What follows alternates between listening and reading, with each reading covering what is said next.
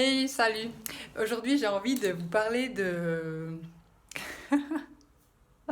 Je rigole parce que je me dis, mais ils vont me prendre pour une dingue, quoi. J'ai envie de vous parler de quand vous lancez quelque chose dans votre business ou dans votre vie, un projet que vous lancez, qui vous tient à cœur, qui vous semble juste, et que il n'y a pas de réponse positive dans le monde. Donc, pas de clients si vous êtes un entrepreneur ou pas de personnes intéressées si c'est pas dans le monde du business, que faire? Est-ce que vous poursuivez dans cette direction? Est-ce que vous allouez un plus gros budget dans la promotion de ce projet? Est-ce que vous vous sabotez en vous disant mais je suis nul, pourquoi il n'y a personne qui vient vers moi?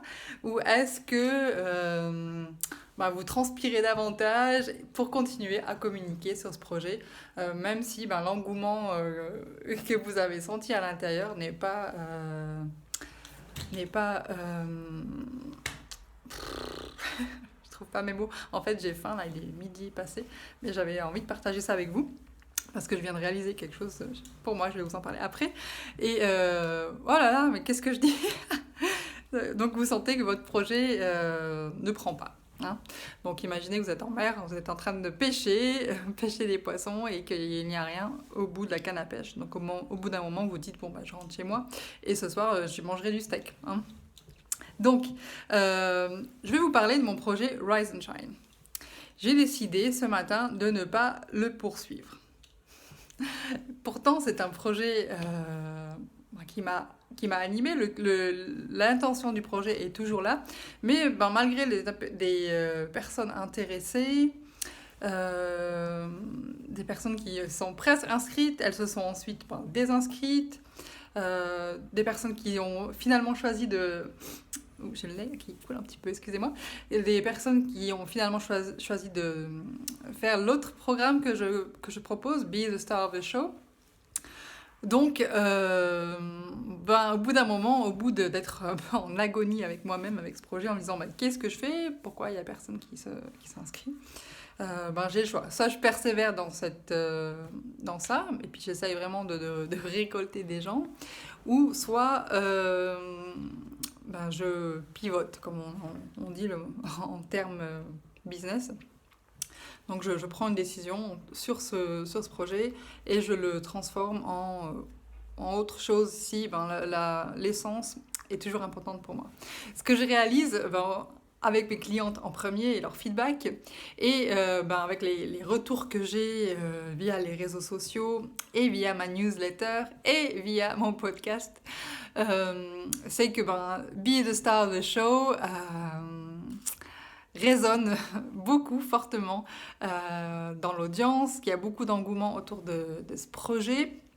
Et du coup, j'ai décidé d'aller à fond avec ce Be the Star of the Show. Pas seulement avec ce programme, mais de réfléchir à comment est-ce que je peux décliner Be the Star of the Show. En tout cas, l'essence de ça. Donc, pour moi, l'essence de Be the Star of the Show, c'est un monde pailleté, un monde féminin, un monde où on va au bout de soi, où on ose être en lumière, où on ose être sur la scène, où on ose être le centre de l'attention, pas parce que notre ego en a envie, mais parce que on a cet art qu'on a envie de dévoiler au monde, on a ces talents, on a ces messages à transmettre, et que si on se cache, malheureusement, on prive tout un monde de notre créativité, de notre art. Et donc, c'est finalement notre devoir, notre responsabilité d'être le star of the show. Donc, j'ai envie, en fait, de décliner toute une gamme de services, de produits autour de ce Be the Star of the Show. Et je suis tellement enthousiaste, je ne sais pas encore exactement ce qui va se dessiner. Voilà, en ce moment j'ai mon programme donc one-to-one, j'ai aussi un programme de groupe, Be the Star of the Show, j'ai aussi le Be the Star of the Show version, édition perte de poids, qui est en cours de route, et donc tout ça m'enthousiasme, et j'ai envie de créer quelque chose un peu plus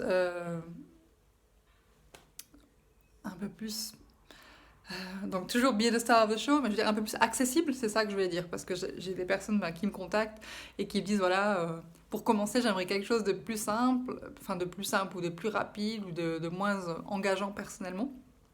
Parce qu'elles n'ont pas forcément le temps ou aussi parce qu'elles ont peut-être envie de voir qui je suis avant de s'engager dans un one-to-one, ce qui est parfaitement ok. Et puis aussi parce qu'il y a des personnes qui n'ont pas besoin de s'engager dans un projet, dans one-to-one, juste autre chose. Bref, peu importe, je ne vais pas épiloguer sur ça, c'est pas très intéressant. Mais j'avais envie de vous dire ça, que en tant qu'entrepreneur, on peut être super enflammé, engagé dans un projet qu'on propose.